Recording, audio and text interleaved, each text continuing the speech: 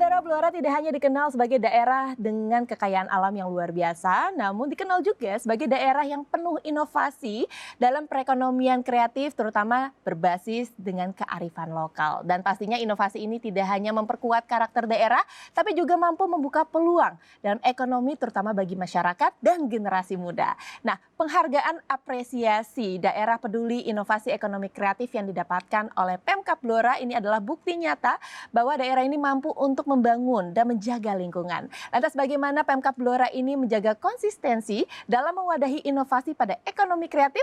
Kita akan temukan jawabannya selama 30 menit ke depan bersama saya Manda Haj di Bincang Kita. Dan untuk membahasnya hari ini saya sudah kedatangan tamu yang luar biasa yaitu Bupati Blora Bapak Arief Rohman. Halo Pak, apa kabar? Halo Mbak Manda.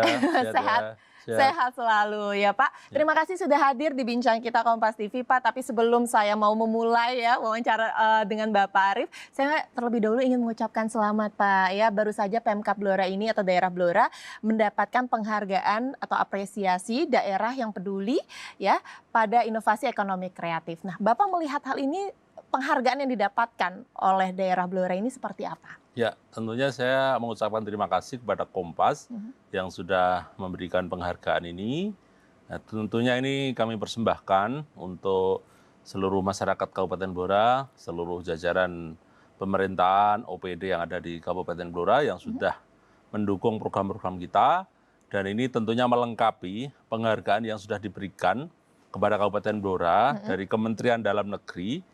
2 tahun ini secara berturut-turut Blora meraih penghargaan sebagai kabupaten terinovatif di Indonesia. 2 tahun berturut-turut. Iya, 2 tahun berturut-turut. Sebagai kabupaten terinovatif.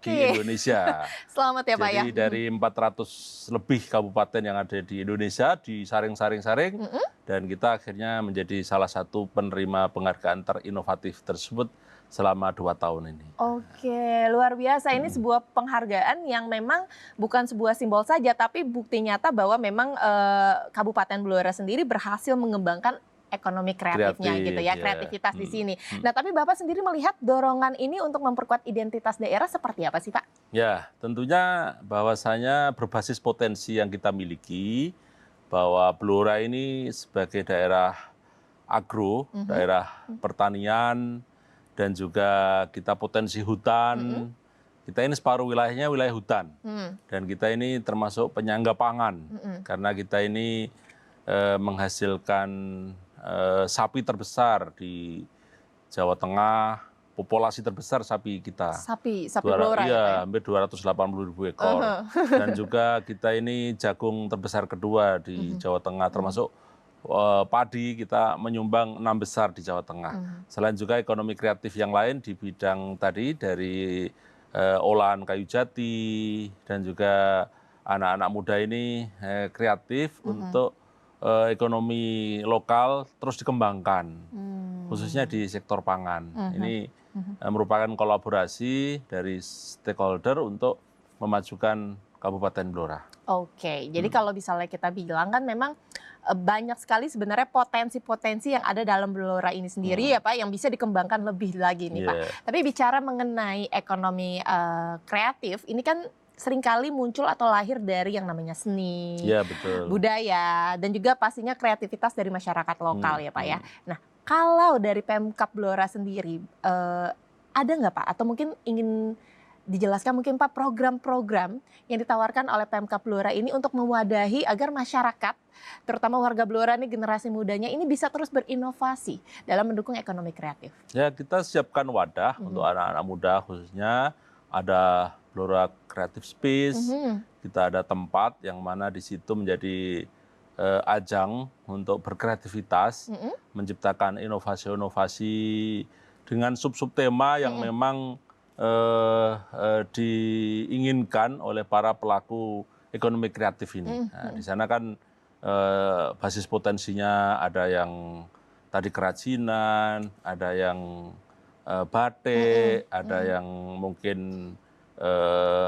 UKM makanan dan sebagainya. Nah, ini wadah-wadah ini terus kita ciptakan, kita berikan peluang agar para pelaku ekonomi kreatif ini bisa memunculkan kreasinya.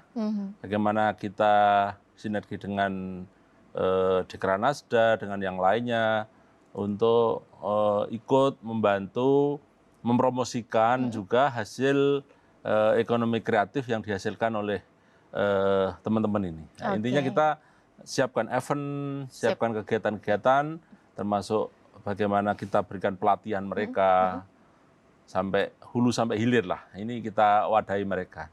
Jadi hobi dan sebagainya tersalurkan di wadah yang ekonomi kreatif gitu. Ini, ya. Sehingga juga mampu untuk menumbuhkan lapangan pekerjaan yang mana dari ekonomi kreatif ini bisa untuk menambah penghasilan juga. Nah, ini yang ingin saya tanyakan, Pak. Terkait mengenai lapangan pekerjaan. Karena yang kita tahu penghargaan ini didapatkan oleh Pemkab Blora, salah satunya adalah yang dilihat adalah dampak kesejahteraan bagi masyarakat. Nah, kalau dari Pak Arief sendiri melihat sejauh mana sih sebenarnya Pemkab Blora ini melihat ekonomi kreatif mampu untuk membuka lapangan pekerjaan, terutama bagi generasi muda nih. Kita sebutnya Gen Z, Gen milenial, Pak. Jadi eranya sekarang itu kan serba digital ya.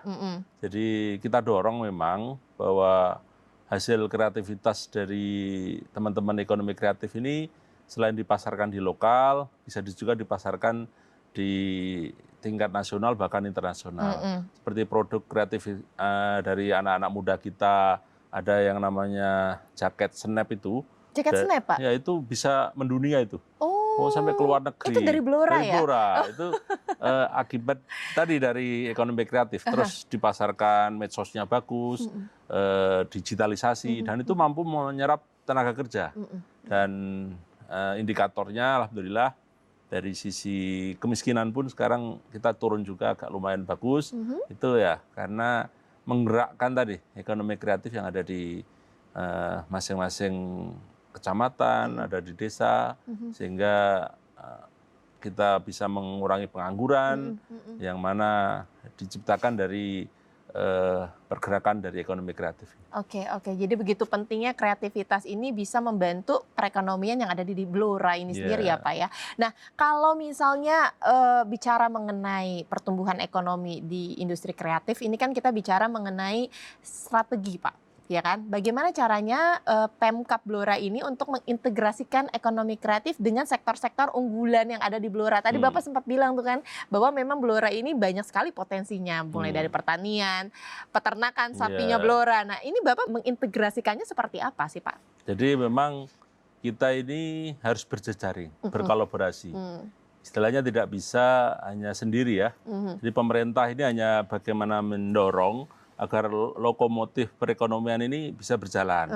Alhamdulillah dari sisi pertumbuhan ekonomi kita di triwulan pertama kemarin mencatat angka yang cukup signifikan di atas 7%. Nah, jadi ini juga buah dari bergeraknya sektor pangan, sektor UMKM yang terus kita dorong. Jadi kita memang berjejaring dengan semua stakeholder, berkolaborasi untuk menggerakkan potensi-potensi tadi. Jadi ini buah kerja tidak hanya pemerintah ini sebenarnya hanya mendorong saja, termasuk dari sisi permodalan dan sebagainya. Kita juga mengajak perbankan, CSR BUMN, yang mana kan ketika produk dilahirkan ini kan harus ada pemasarannya. Nah, itu kita dorong juga agar dari BUMN, dari yang lain juga ikut membantu agar dari hulu ke hilir ini bisa kita gerakkan. Jadi kuncinya di kolaborasi. Kolaborasi antara stakeholder. Antar stakeholder yang ada. Jadi,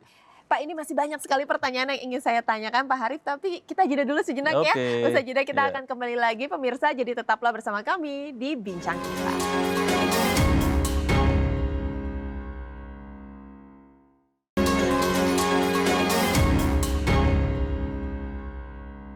Kembali lagi bersama kami di Bincang Kita, saudara, masih bersama saya Amanda Haj dan juga Bupati Blora, Bapak Arief Rohman. Tadi di segmen sebelumnya kita sudah membahas tuntas Pak mengenai ekonomi kreatif yang ternyata memang menjadi salah satu power ya, penggerak atau kekuatan untuk meningkatkan ekonomi yang ada di Blora. Nah, tapi kalau kita bicara mengenai perekonomian di Blora ini kan sebagai salah satu wilayah lumbung pangan nasional ya Pak. Jadi memang banyak sektor dan salah satunya adalah pangannya sendiri ini luar biasa. Bagaimana usaha Bapak untuk meningkatkan sektor pertanian di Kabupaten Blora? Ya, jadi seperti yang saya sampaikan awal tadi, bahwa Blora ini sebagai salah satu penyangga pangan ya, baik dari sektor peternakan, pertanian.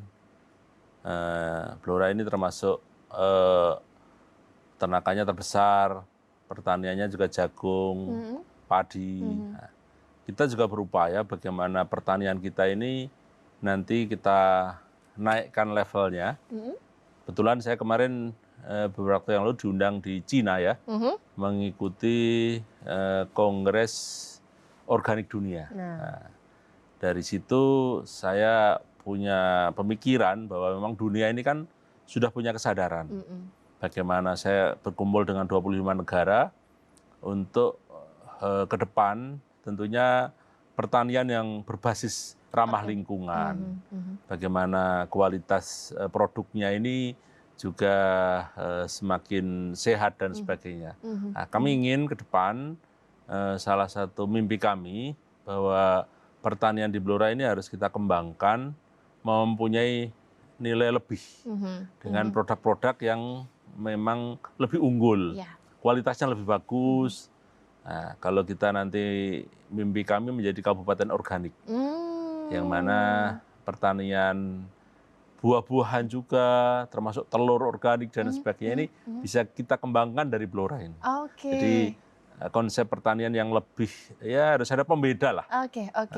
Jadi ini lebih ke healthy food gitu ya Pak ya? Healthy food, itu. Karena kita kan tahu kebutuhan hari ini bahwa sektor yang tidak akan mati itu sektor pangan kan. Betul. Karena dalam era apapun, apalagi melihat perkembangan global dunia, jumlah penduduk dunia dan sebagainya, daerah yang sektor ketahanan pangannya kuat, saya kira ini akan menopang ekonomi masyarakatnya juga.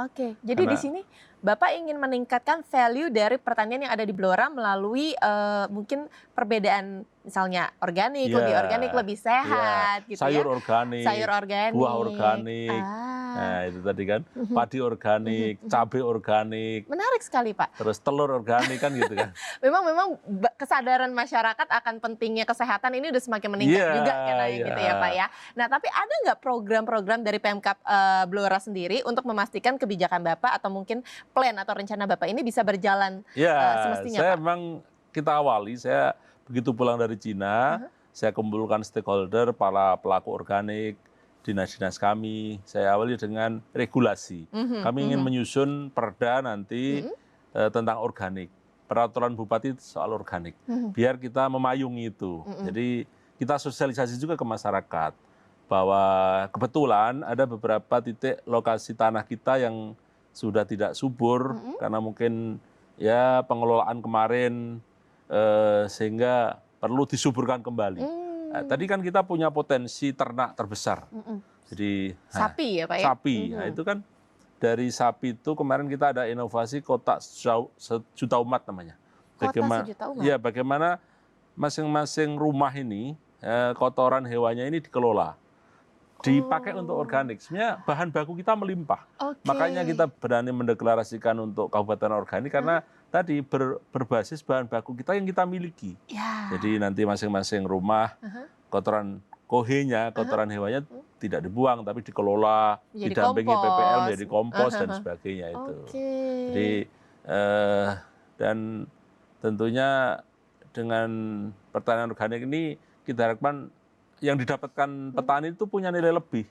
Karena dari harga mungkin akan lebih bernilai gitu ya, lebih mahal lagi. Lebih mahal lagi. Yang penting memang kebijakan kita bagaimana mendampingi para petani ini kan. Dengan kebijakan kita nanti ada pendampingan, para PPL kami kumpulkan bahwa kalian harus mendampingi para petani ini. Bagaimana mengarahkan cara nanam yang sesuai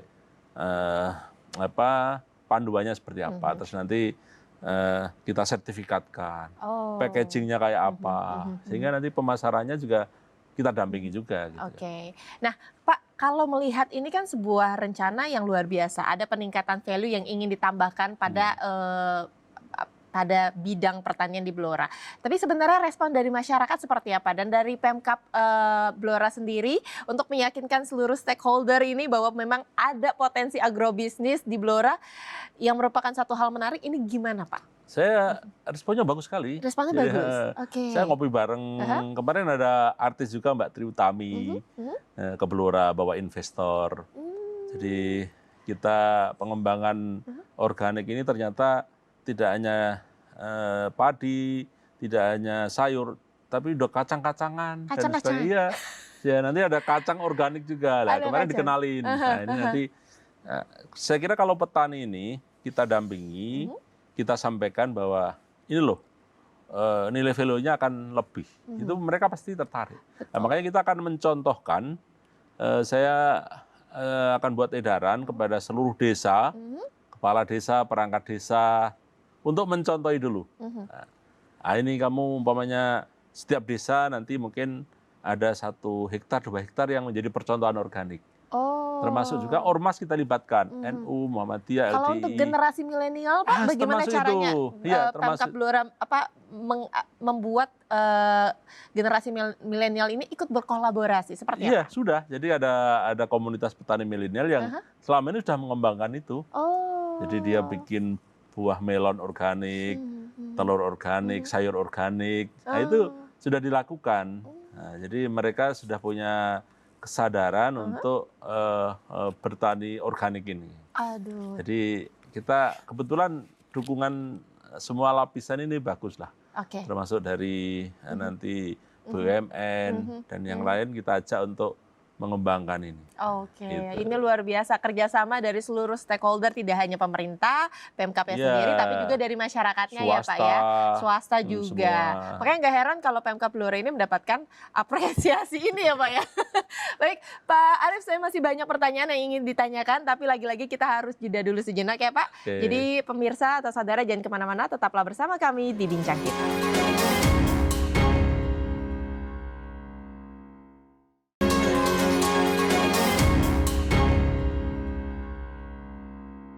Kembali lagi di Bincang Kita, saudara, masih bersama dengan Pak Arief, Bupati Blora di sini. Pak Arief, tadi di segmen sebelumnya kita sudah membahas mengenai sektor pertanian yang sangat potensial di Blora. Tapi kalau bicara mengenai sektor-sektor potensial, ada satu sektor lagi yang bisa dikatakan ini juga sangat potensial karena banyak sekali dampak signifikan yang dirasakan oleh masyarakat, yaitu pariwisata di Blora. Nah, mengangkat tagline Dolan Blora, ini Anda melihat potensi pariwisata seperti misalnya Goa Terawang yang cukup terkenal di Blora, atau mungkin Noyo Gimbal View. Ini seperti apa sih Pak? Jadi kita ini kan dalam rutinitas itu harus ada refreshing juga, butuh hiburan juga. Dan saya kira setiap keluarga punya anggaran spending untuk sektor pariwisata ini. Nah, tadi ada Goa Terawang, ada Noyo Gimbal, ada juga wisata kuliner. Ini yang ingin kita perkenalkan ke dunia dan masyarakat di luar sana bahwa Blora ini punya potensi wisata tadi. Nah, seperti Goa Terawang ini yang mana di area perhutani yang ada masih hutannya masih bagus, di dalamnya ada goa yang indah. Jadi ada sinar matahari kalau pagi itu masuk dalam goa, namanya terawang kan. Menerawang, menerawang gitu ya mataharinya pastinya Pak. Terus sudah di setting ada ngopi di dalam goa dan sebagainya. Bisa ngopi di dalam goa? Iya, ada kafenya. Jadi asik lah. Dan ya alhamdulillah sudah menyerap pengunjung ratusan ribu ini goa. Ratusan ribu orang. Dalam ya baru buka sekitar setengah tahun ini. Belum sampai satu tahun. Setengah tahun tapi sudah ratusan ribu yang berkunjung. Jadi wisata edukasi juga wisata di sana. Edukasi.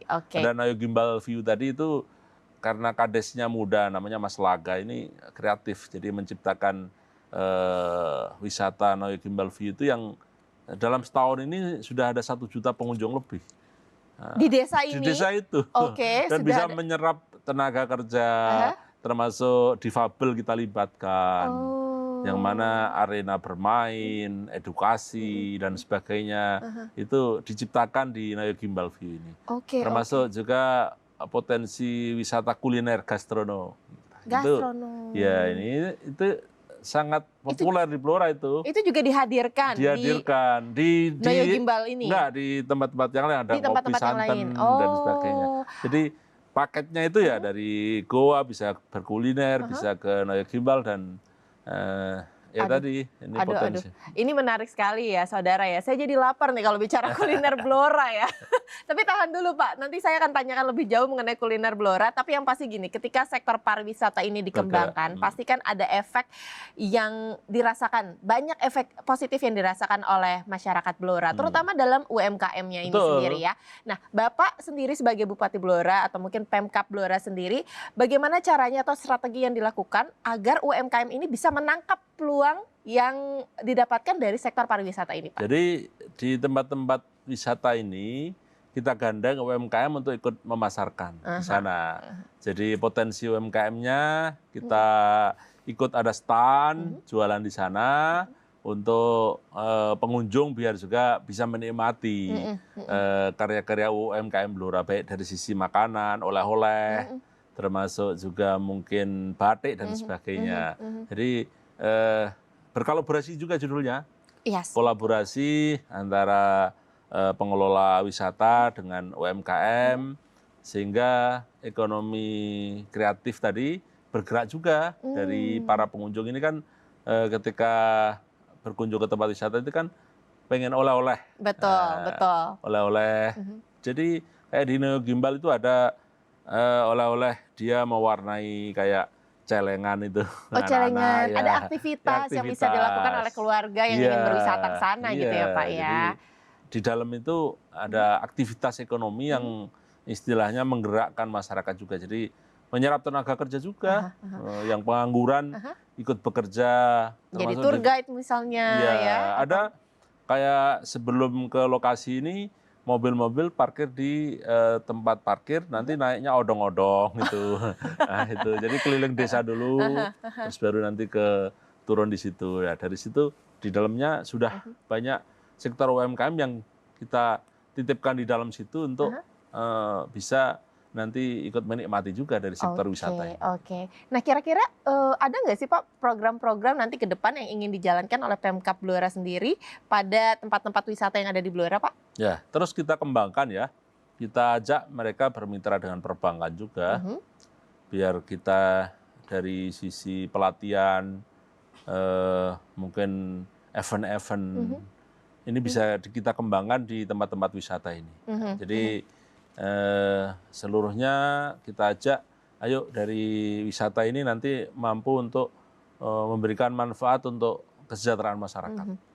Nah ini menarik karena tadi Pak Arief sudah membahas atau menyenggol sedikit mengenai perbankan. Nah kira-kira Pak kalau kita bicara mengenai untuk mengembangkan UMKM yang ada di Blora ini kan membutuhkan akses permodalan. Nah kalau dari Pemkab Bloranya sendiri ada nggak dukungan yang diberikan oleh UMKM agar bisa mendapatkan permodalan yang cukup untuk berkembang? Ya, kita minta ada beberapa perbankan termasuk BUMN untuk menjadi bapak angkat. Jadi mitra UMKM ini. Sehingga ketika dia butuh modal pengembangan, modal kur dan sebagainya, ini bisa didanai dari perbankan maupun dari CSR BUMN. Nah, ini jadi karena mereka kan butuh pelatihan, butuh pendampingan. Kalau itu bisa kita latih, kita dampingi, ya, saya kira kualitas UMKM kita juga bisa naik kelas lah. Nah, ini yang kita harapkan. Sehingga dia tidak hanya ngomong lokal, tapi bisa dipasarkan di tingkat dunia, nasional bisa ekspor. Ya, itu mimpi kita untuk UMKM yang ada di Blora. Pastinya. Nah karena tadi ya Pak Arief ini sudah menyinggung masalah kuliner, saya jadi tertarik sekali dengan buku yang ada di sini yaitu Diplomasi Kuliner yang ditulis oleh Pak Arief, betul ya Pak ya? Ini apa yang menginspirasi Bapak untuk menciptakan buku dengan tema diplomasi kuliner Pak? Ya ini lanjutannya ada jurus jitu Mas Arief membangun Blora. Karena dari kuliner ini kita mengenalkan Blora, sehingga dari situ akan lahir program-program yang bisa kita bawa ke Blora. Jadi ketika ada tamu, kita kenalin kulinernya, kita ajak makan khas Blora, hampir berdiplomasi. Nah, ada cerita dulu itu ada Mbak Nino ya dari Kompas juga ini, sama Pak Rahmat Pambudi sekarang Menteri Bappenas, ketika ke Blora tak ajak makan lontong opor itu. Nah, kebetulan di sebelahnya ada aset Kementerian SDM yang nganggur itu bandara itu kan. Yang mangkrak ya. Mangkrak. Terus ketika lewat, loh ini apa ini? Oh ini landasan bandara loh. Kok nggak termanfaatkan, kok mangkrak? Nah ini nih, udah kita telepon Pak Menterinya. Nah, akhirnya dari situ dibangun bandara karena itu kan buah dari diplomasi kuliner itu. Jadi dan yang lain lagi masih banyak lagi ada Pak Mensesnya ketika itu Pak Pratik, Pak ini kita kuliner, habis kuliner apa ini Pak jalannya rusak Pak, tolong diusahakan dibantu. Akhirnya melahirkan program itu sampai sekarang juga. Sampai sekarang. Ya, sekarang ada Pak Mensesnek Mas Pras itu, ya kita jak kuliner habis itu, terus akhirnya banyak sekali program-program yang lahir dari diplomasi kuliner ini. Ini dia maksud dari diplomasi kuliner adalah dari lidah, dari rasa turun ke hati ya Pak ya, akhirnya sehingga, berjalan. Akhirnya kan apa yang dibutuhkan? Oh ini cara membangun Blora salah satunya itu. Karena lidah tidak bisa dibohongi. Dibohongi ya. Makanan yang Bapak advice atau mungkin yang disuggest direkomendasikan makanan Blora mungkin untuk saudara di rumah apa Pak? Banyak sekali. Ada lontong opor, ada sate Blora, ada pecel Blora. Ada soto Blora, ada serabi, ada kopi santan, dan lain-lainnya. Dan lebih jelasnya harus ayo dolan Blora tadi. Ayo dolan Blora ya. Untuk menikmati tadi wisata Gua Terawang, ada Noyo Gimbal, ada kuliner-kuliner, ada Kampung Samin, kita ada kebudayaan juga, ada barongan, dan lain-lain lah, banyak lah potensi yang kita punya kan gitu. Betul, jadi banyak yang bisa dicoba dan dirasakan ya experience-nya ya untuk saudara di rumah jika datang berkunjung ke Blora. Begitu ya Pak ya. Pak Arif sekali lagi terima kasih atas kehadirannya di Kompas terima kasih Kompas ya. Sehat terus dan pastinya bermitra sukses. Terus dengan kita. Betul sekali. Terima kasih sekali lagi, sehat terus Pak Arif. Oke, nah saudara tidak terasa sudah 30 menit kebersamaan ini, tandanya saya Amanda Haj harus pamit undur diri. Semoga obrolan tadi menginspirasi Anda dan selamat beraktivitas. Sampai jumpa.